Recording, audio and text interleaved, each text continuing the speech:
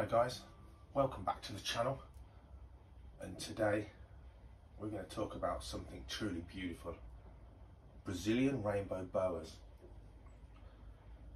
Here's a funny thing. Until about 10 minutes ago I would have said the good thing about captive bred rainbow boas is they're so docile. I've never even had a hatchling. Now hatchling snakes are scared of everything and they're the nippiest things ever. For most hatchling snakes it's survival, but generally those hatchling snakes of all kinds, with sort of fair handling and confident handling, turn into totally non-aggressive adults. I've got a pair of rainbow boas. Even as hatchlings, the most docile things you could get. Ironically, I spent an hour in a dark and quite cool container with my coir husk, so you could see them on the intro. More illuminated because it's not sunny enough outside anyway to do them justice. This one had buried down into the husk, and I quite unceremoniously pulled her out and got bitten on the hand. So ironically, I have been bitten by a rainbow boa. The only times other than that though is, again, putting food in by hand and not tongs, rushing around, and the hungry boas come out and grab the thumb, which is just stupidity, nothing to be proud of, and says nothing for their aggressiveness. That's just a food response. These guys, if you get them as hatchlings from a breeder, they're going to be hopefully set up and feeding well, and they're going to be eating something like pinky mice, or certainly hairless pinky rat pups. Growth for mine was slow. Anything feeding on rat pups as its sort of top end of its size food it can take, I find grows slowly until you can get it onto sort of medium-sized mice and upwards. And I just think that's because there's only so much goodness and so much calcium in a pinky rat or a pinky mice, but sometimes that's what things will eat and it's the appropriate size for that small snake. In fact, I'm probably guilty of feeding these a little bit like my colubrids and not feeding them big enough meals to kickstart their growth so well. At a year old, yeah, they'd grown okay, but they weren't substantial. And it was actually a snake keeping friend of mine that said, "Dave, that thing will almost eat a day old cockerel at this size, or a pretty much adult mouse almost, you know, 3/4 gram mouse." Bearing in mind how small their heads were, I was guilty really of feeding them, although multiple, too small the meals, and as soon as they were eating mice, and up then onto large mice and day-old cockerels and small rats as things went on, their growth has certainly shifted along since then. But quite slow growing for that first year. These are 3-year-olds. Sadly, the one in blue is by far the larger of the two, typically, but there's no point seeing any more of him. These 3-year-olds now, I think their growth's fair. I think that's a fair size for 3-year-old without rushing them on or growing them fast. I'm happy enough now their growth's really sort of kicked in over the last 18 months or so. Absolutely beautiful. You just can't do them justice. I think the intro is going to be the best you're going to see. You cannot do justice to the iridescence of a rainbow boa, Brazilian rainbow boa, without you being out in the true sunshine. They are outstanding and they live up completely to their name, what it says on the tin. Here in the UK, Colombian rainbow boas are cheaper. If you're having a choice and you like me, if you are like me and you prefer sort of natural type colours of animals and you're not in collecting different morphs, it's only the Brazilian rainbow boa that's going to be in your collection if you can only have one species. They just blow everything else into the weeds. Forget rarity, forget price range, forget morphs. Brazilian rainbow boas are, I think they're an iconic snake in the world and among snake keepers. Kept very differently from most pythons and boas you're probably going to generally keep. I've seen these kept on aspen. I've seen them kept on beach chips, incredibly dry substrates, and those people that keep them seem to keep them okay.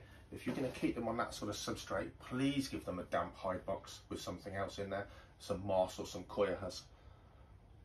When these were small, they were kept in plastic containers, still well ventilated, deep layer of coir compost, coir fibre, because that way if your young hatchling snake swallows any substrate, it can still pass it through its system, as opposed to chips and husk.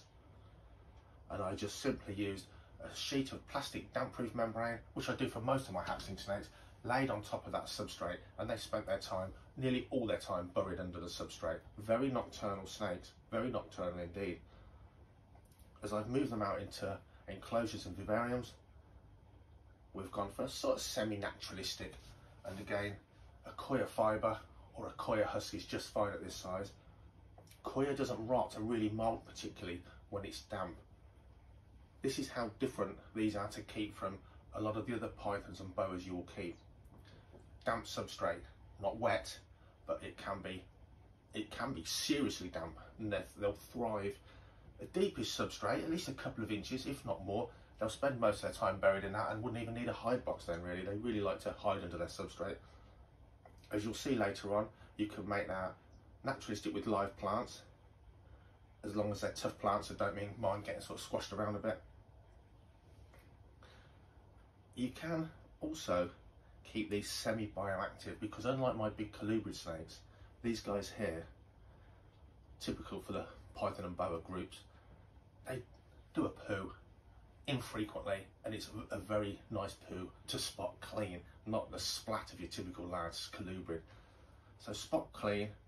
If you want to use live plants, damp substrate and enough lighting for your plants, that's fine. Do these need lighting? Not at all.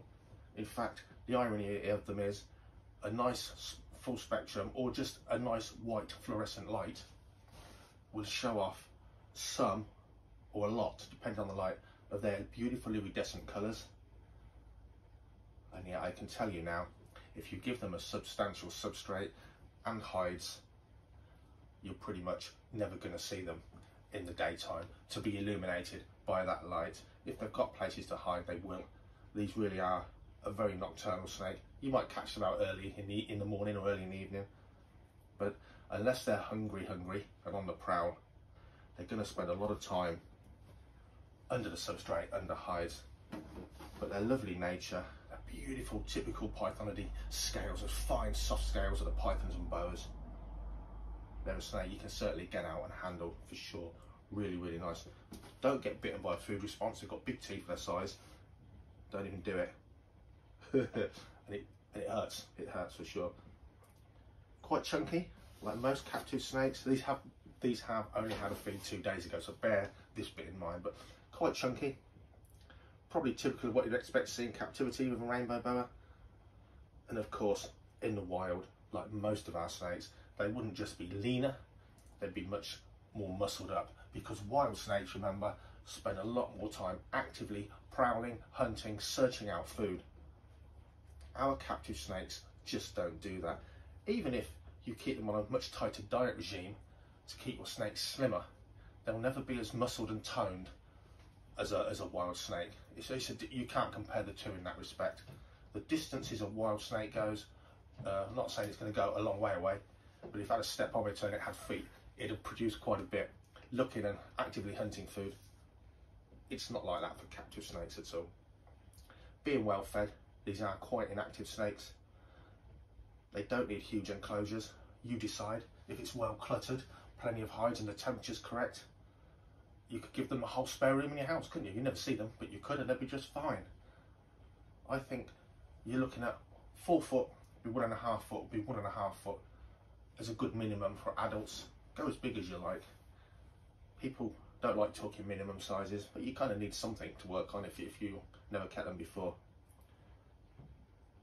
The big difference isn't just the humidity of their substrate that I keep these. Now remember, in the UK we don't need a lot of humidity in the air. We don't live in a dry climate at any point in the UK, but a damp substrate provides all they need here. The other big difference is I've got, right now, you can't see them, I've got black-headed pythons. What's the temperature? They're basking under a hot spot of heading towards 50 degrees C. Their body temperature's probably touching up towards 40 right now. These are a cool environment boa. We're talking 20, if you had a nice good range across your enclosure, 20 degrees Celsius up to a 28, 29 degrees hot spot. They don't need any more than that. And if you've got a hot spot or a hot hide that's 30 degrees C, I can tell you now, they spend hardly any of their time in there. In fact, the smaller individual has ambient heating. It warms up because it's on a vivarium that's heated below, and the room in here is space heated to an ambient temperature, and that animal spends most of its life between 24 and 26 degrees Celsius, and they are thriving, feeding and digesting. Well, they feed every time unless they're deep in blue. So key things to remember with these snakes: captive bred make really docile pets. They don't like excessive temperatures. They thrive with a higher humidity, good ventilation, but a higher humidity and a damp substrate. They feed ravenously once a week, plenty.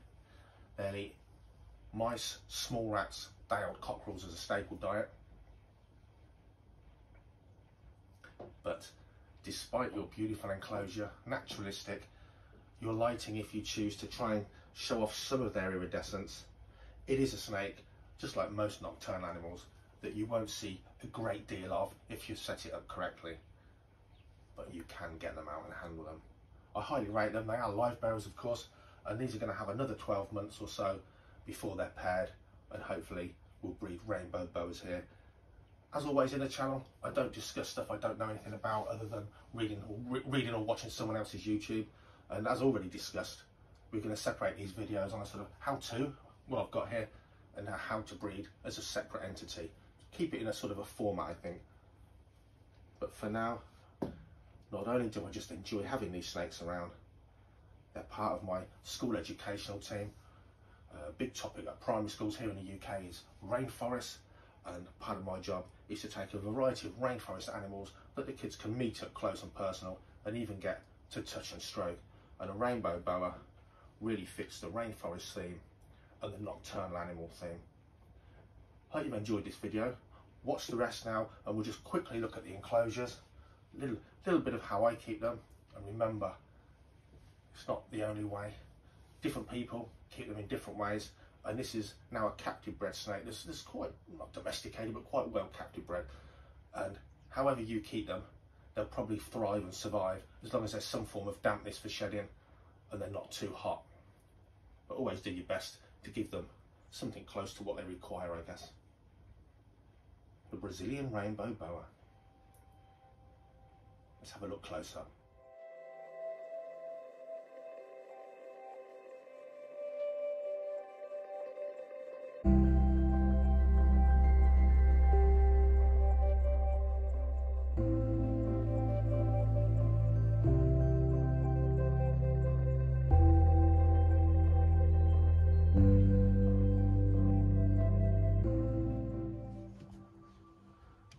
Water bowl, if you like, just big enough to curl up in.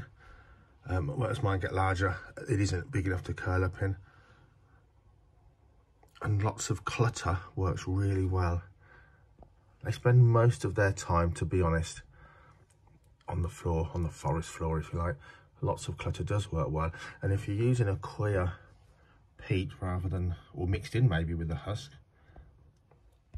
you can have it sort of semi-bioactive. Skindapsus here, if you've got some lighting, it'll grow. If you've got more lighting, it'll thrive.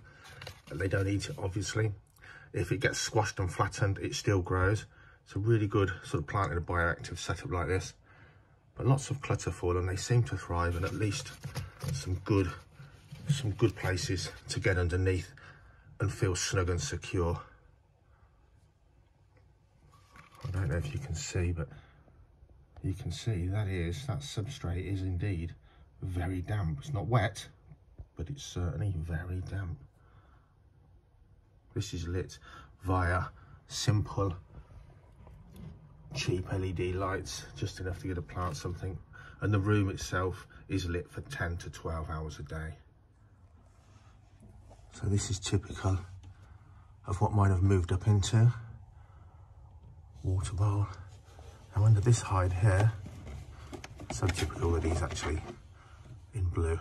Under here, the temperature, there's a heat mat underneath the enclosure, on a stat of course, and that's heated to 28 to 29 Celsius centigrade, as opposed to Fahrenheit anyway. You can Google convert. So 28 to 29C maximum under there. And under here, 22. Just 22 degrees. And down to about 20, 21 in the night time. I can tell you now, it doesn't matter if I swap these hides around, it really doesn't matter.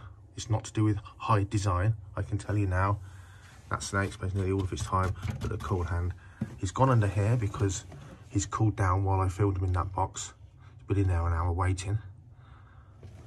And I can guarantee you, when I come back later on, he'll be there under that cool end. Again, lots of clutter, climbing. Look a lot better with a background, wouldn't it? Just general clutter, they seem to thrive on that. And in here, Aquia husk rather than Aquia peat. For no other reason, really, than I prefer it for my snakes as they get larger. It's very damp and wet. It's not wet, sorry, it's very damp. Yeah, I couldn't ever squeeze any moisture out there, but it is very damp. They thrive on it. Now in the UK, look at this, well ventilated. In the UK, it's very unlike us to get a time when humidity is really low. And if this substrate stays damp, some areas moister than others, the humidity will be just fine and they shed beautifully. A couple of final thoughts actually, which I didn't include as I was filming there. Number one, I didn't tell you that I've kept this pair cohabbed almost all the time since they were hatchlings. No problem at all. The last 6 months at least, they've lived separately. I don't know whether to keep them separately as a precursor to final breeding, or when I can get them into a even larger enclosure, I'll probably end up cohabbing them because it went so well. There was no problems whatsoever. So just something to bear in mind. I mean with each other, not with other species. And another thing, which these flies, I just want to be famous and they drive me mad. Another thing which I think is worth mentioning, especially if you're a colubrid keeper like myself and you only have, you sort of dabble in, I've got black-headed pythons, I've got the rainbow boas and that's it. Pythons and boas are absolutely attractants to mites. Mites find them much more attractive than a lot of the colubrid snakes for sure. So if you're bringing them into your collection from someone else's collection, i.e. you're getting yourself some rainbow boas, personally, this is what I've always done because I've had mites once from bringing in boa constrictors, never again. Keep them separate and quarantine them. And as part of that quarantine, certainly in the UK and Europe, you can get Taurus mites, as long as they're fresh, because if it's been on the shelf in a reptile shop, they'll die in the tub. But Taurus mites, put a dose of those in the quarantine container. And then when you do bring those snakes into your snake room, get a bigger tub of Taurus mites and sprinkle them throughout your collection. That's my go-to thing now when any snakes come into this collection. I've never had mites since. Those things are absolutely fantastic. So bear that in mind. I don't think you get them in the States, but certainly in the UK and Europe. Taurus mites, make them part of your quarantine to kill any mites on a new snake before it enters your snake room. Hope you've enjoyed the video. Like and subscribe, please, if you don't mind. And we'll see you in the next one. Thanks a lot for watching.